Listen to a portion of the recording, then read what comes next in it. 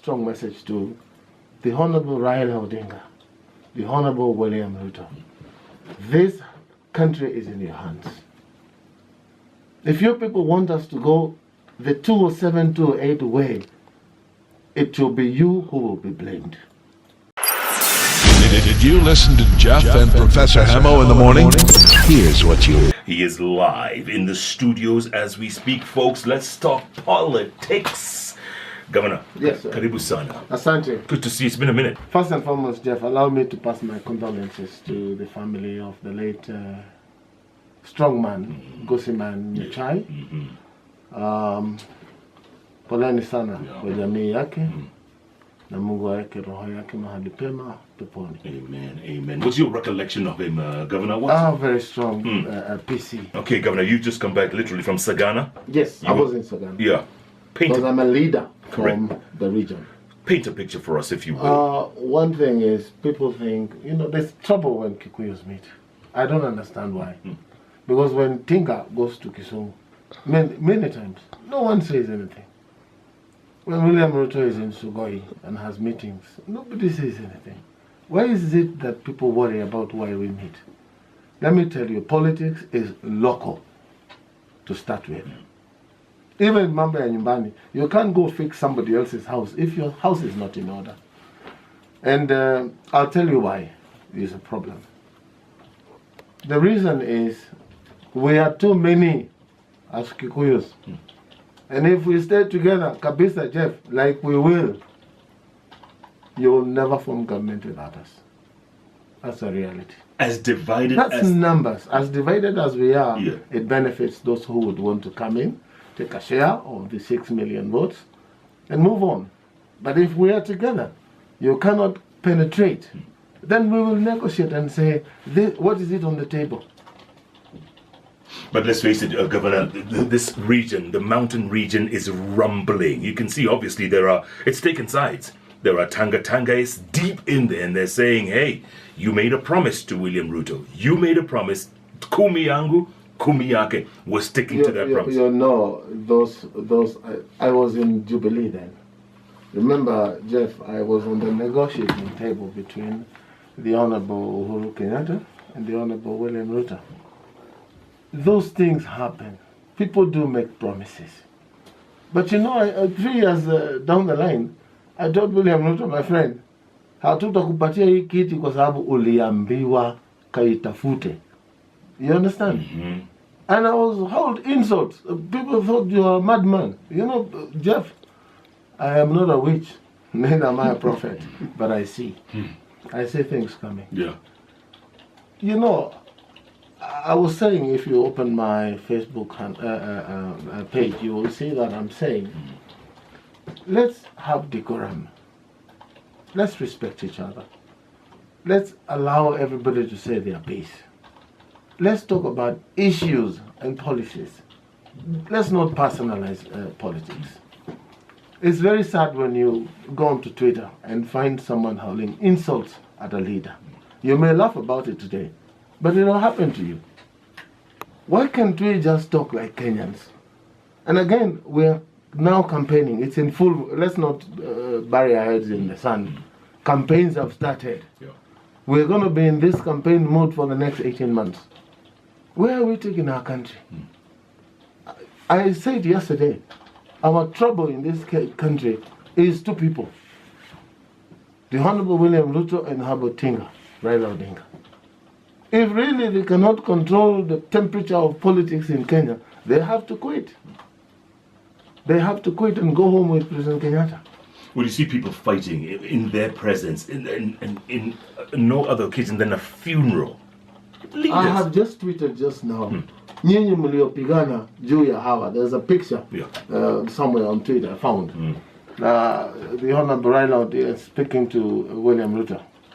And candidly, it's so. And you can see, William is smiling. So I'm asking, wale waliopigana juu ya hawa, nyinyi si mafala mniambie?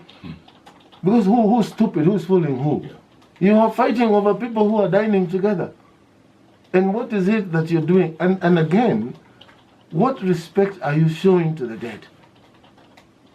I would hate to say this. they have made barriers political arenas, meaning they are wishing who will die next, so that I've just seen your child here and I've said, no, oh my God, this will be the next place. When is it we will respect the dead? It's an African to do these things. Yet the two leaders are sitting there. I would have imagined when chaos started, they should have both gone to the dais and say, hey guys, we've come to bury. We have not come to ask for votes. And I have not seen the speech of William Ruto, but I saw the one for Tinga. He really did well. I don't want to take sides. I know where I put my vote. I just need to be convinced that we'll be safe if I put my vote there. And that's all everybody else needs to do. We've made politics our life. We've made our life politics. Yeah, it's gospel, it's religion for us. Yes. And tell me, you just mentioned it a moment ago, Governor, when you insult a head of state in public, someone who you were hanging out with a few days ago. Very unfortunate. Very unfortunate. Because really, even the Bible says respect and honor your leaders. They are your leaders. If you have differences with them, can't you just do it in a normal manner? Jeff, I've said on my handle, I do not agree with everything else that President Kenyatta does. But I don't tell it to him in a derogatory manner, in a disrespectful manner. You can convey your message. Like the message he sent about, I can also say that it is two communities that have led. That, to me, is unfortunate. Why is he closing the windows for me or the doors for me to become president? President is not a tribe. President is not a clan. It is you umejitolea kufanya kazi hii na Wakenya wamefurahi wamekupa hiyo kazi. But I will not go out of my way to hurl insults and say, basi mtupatie ile ambao, you know this nonsense that is going on. It is very unfortunate. And like you said, Governor, 18 months away. I mean, come on. It's got to give at some point. It's ridiculous. The election... We also want to tell, Jeff, those are in charge of keeping law and order. There are laws in Kenya about campaigns. If you do campaigns early, without being given the opportunity to do it by law, you should be barred from participating in elections. But this will never happen because we all know every side wants to campaign. So does Kenya live for campaigns? 1 year before elections, now it is 1 year and 8 months. Yeah. And 1 year after elections, there is no business that happens in the country. It is just a matter of, seeking power, attention, looking for power. So in every 5 years, we lose 2 years. When are we ever going to be able to say Kenya is a middle-class economy, where if you go to school and work hard, you're guaranteed you will live well? Right now, we have graduates sweeping streets, in the form of Kazim Tahani. Correct. Graduates, engineers, doctors. Yet we have a shortfall of doctors right now. Even people to give people vaccination, we are using volunteers. You understand?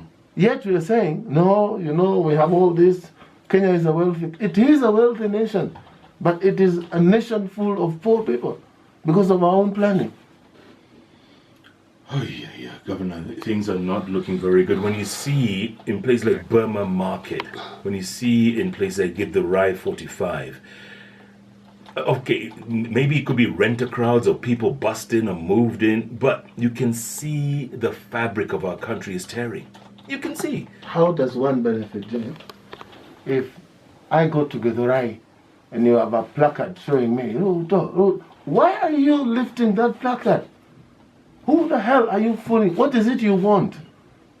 That is Raila Odinga. Allow him to speak and go. When William Ruto comes, allow him to speak and go. That is what we do, normal people. But it seems like Kenyan people, we are mad. It seems like we have, and you know why? It is because these young men and women are jobless and they are available for 100 to 100 shillings. So if lifting a placard will give you 200 shillings, that's your daily bread. And We should be very worried. Yeah, and scared. We should be very worried. I said, this country, when you want to know that this country is moving in the right direction, is the date that William Ruto, Uhuru Kenyatta, or Raila Odinga will go to the rally and he has no one to address because people are busy. But I want to send my strong message to the Honorable Raila Odinga, the Honorable William Ruto. This country is in your hands. If you people want us to go the 207, 208 way, it will be you who will be blamed. You must be very worried, people, wherever it is you are. And I'll make a clarion call to Kenyans. If this is what it will be, let these people retire.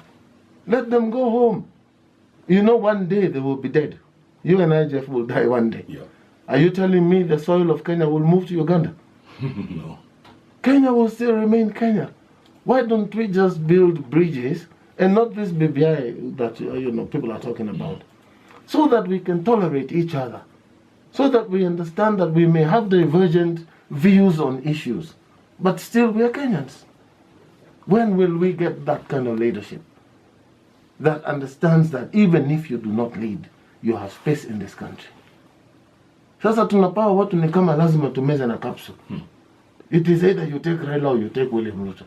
Who said one day, maneno ya Mungu ni mengi. And you go to Proverbs 19 verse 21, Jeff. It says, in a man's mind are many plans, but the purpose of God takes the day. You should say hallelujah, Pastor. Oh, sorry. Hallelujah. You understand what's happening here? And look, absolutely, Governor. And 13 years, you just mentioned 2007, 2008, which we forget very easy. It was so myopic. Yes, 13 years later, it's the same players. Correct. It's the same players dragging us down that abyss to look over the edge of that cliff again. That's where we're heading. With this hustler narrative, with this dynasty narrative, don't you think? Why can't we form a conference for them as they came for campaigns? There was a presidential debate. Why don't we take these people to a debate and they tell us what the hell is wrong with them? You understand? It's them who have a problem. It is them who are mobbing people to go to the streets. If you follow me and you go and kill someone, I should be responsible. If you're having my placard and chaos begin because of yourself, you should be held personally responsible for any criminal act that you do. Look at what I've seen on stage in Kisii, or Millicent Omanga. You saw what happened to her? What was she looking for? What is the behavior of a good leader? Did they demonstrate it? So right now, if you want to go to a rally, you must first now learn how to do karate. Because it is a necessary tool. It is required. Yeah. Because you have to defend yourself. And we are watching. It's like a movie. To me, it appeared like it was a script of one of these things you go to Alas Franchise? Yes. For some show. I thought that was what was happening. It was going to end. It didn't appear real. It was the real. And what? And there's a coffin in front there of a 100-year-old man. That is the send-off they gave him. What a shame.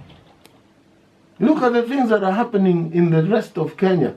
I saw something else on BBC. I was like, what the hell? Some lady ninja something. Yeah. Some investigator. What's the name? That super spy. What the? Yeah. And she was throwing kicks. Half an inch from the ground. Now, when I go to London and somebody asks me, where are you from? Yeah. I'm afraid of saying I'm from Kenya. Because it's only in Kenya certain things happen. Yeah. You understand? Yeah.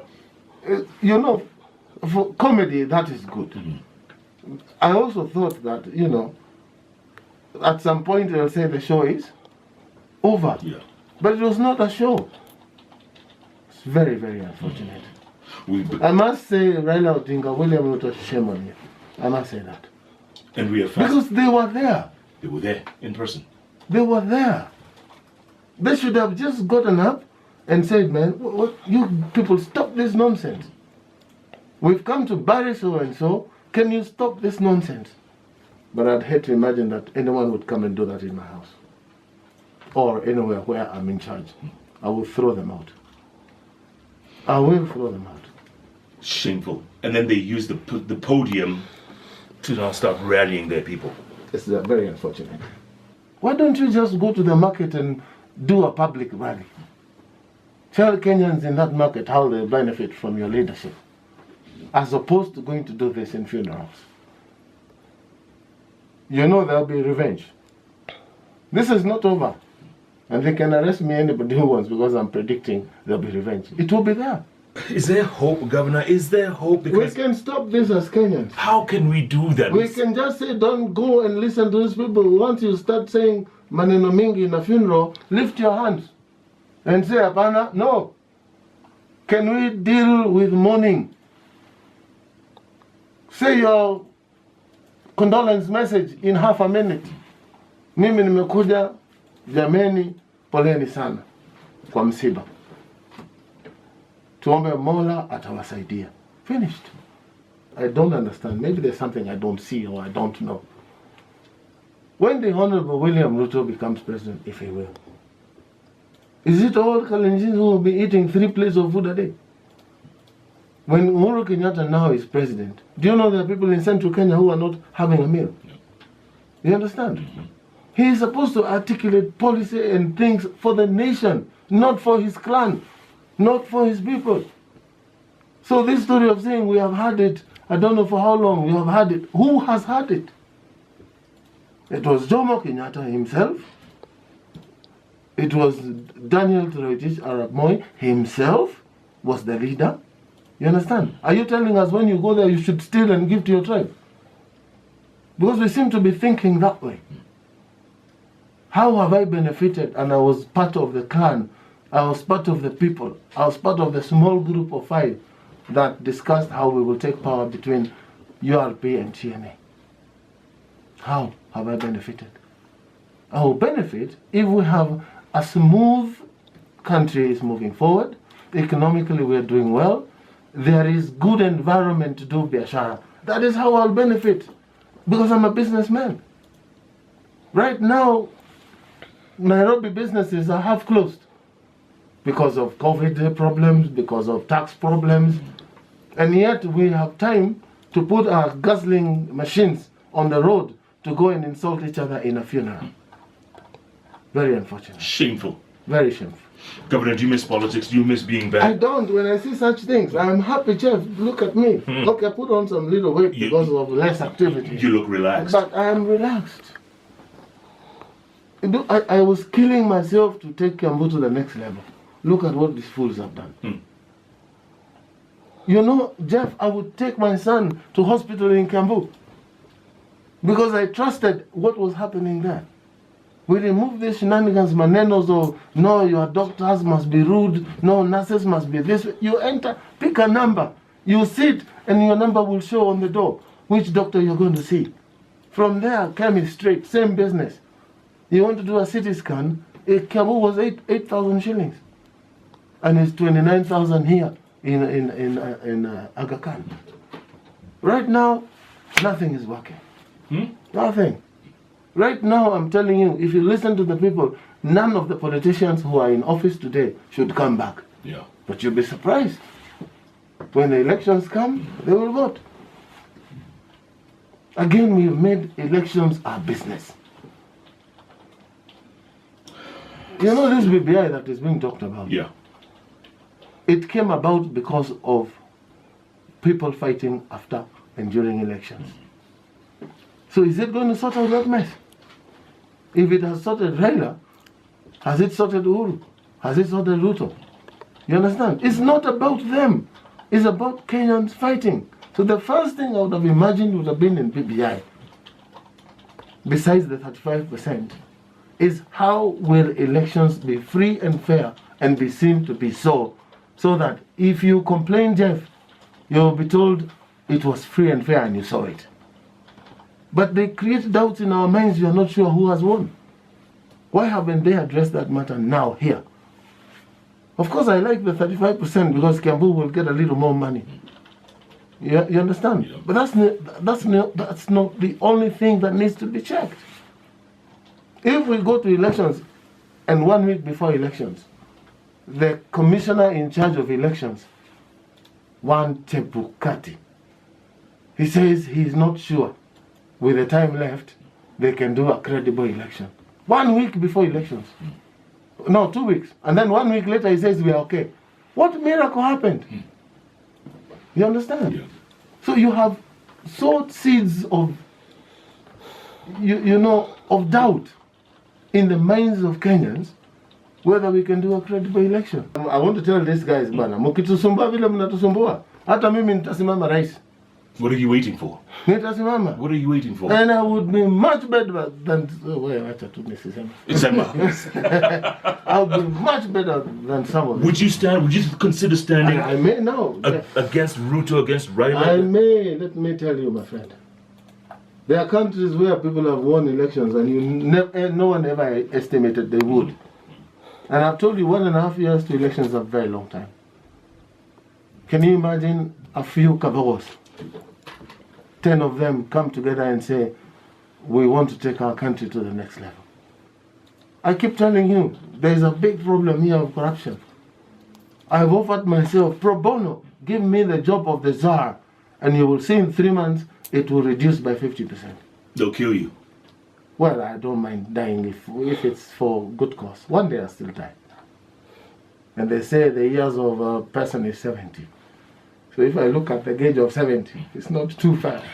It's not too far. But honestly, Governor, I mean, you're saying 18 months is a long time, It's a and this very, very long time. this madness is going to end at some point? You know, these days it's easy to look at history. Mark this day. You remember I told you 1.5 years is a long time. President Kibaki became president only 2 months. It took 2 months to make him president. So something else may happen. Somewhere 2 months to 2022 August. Kabogo, Tosha. Continue, remember this day, February 2nd, 2021. Yes. Kabogo, Tosha. Yes. After By the way, Jeff, I would do a good job. you would? Believe you me. Tell me something you would change. One thing you would change. Tell me. Taxation. We will widen the bracket and reduce taxes. Straight. We will increase the minimum wage from what it is to 3 times. It has happened in other countries, Russia. You understand? It doesn't mean when you reduce taxes you will collect less. A good example, import tax is 35% on some commodities. If you add 15%, my math tells me it's an average of 52%. So if a container of clothing is worth 6 million, you will pay 3 million in taxes. So if anyone gives you an opportunity to bribe 500,000 to save 2 million, you will pay the bribe. But if the tax is 10% only, you pay 600,000, there'll be no need to try and avoid paying taxes. So everyone will pay. And the excuse they want to give is COVID. COVID never gets taxes. Taxes don't get sick. It is people who get sick. Yeah. And again, the people who are jobless, it is not the major corporations like breweries and others. It is mwananchi wa kawaida, middlemen. You know, mama mboga. You understand? Yeah. So lower taxes, encourage people to become taxpayers. If I arrest you as a customs officer because you have misdeclared your goods, you are avoiding 600,000. I'll tell you, first pay that 600,000. And we are keeping you on radar. We want to see your papers of import next year. What does that mean? He will still continue paying taxes next year. But why are shops closed in Nyamakema? Their goods were left here in ICD. They accumulated enough, demurrage, KPA and others. That guy's been auctioned. Instead of allowing him to take the goods, even if it is controlled release, so that he can take half of the container, go and sell, and come and pay taxes and pick the other one. This is not rocket science. You understand? Totally, bro. Totally. And you know, right now, they may start coming for me because I'm speaking like this. Let them come. You can kill a man, but you cannot kill the dream. And you would run. You would consider running for president. I am considering it now. I'm thinking about it. Would Thinking about it. Would you abuse people at funerals?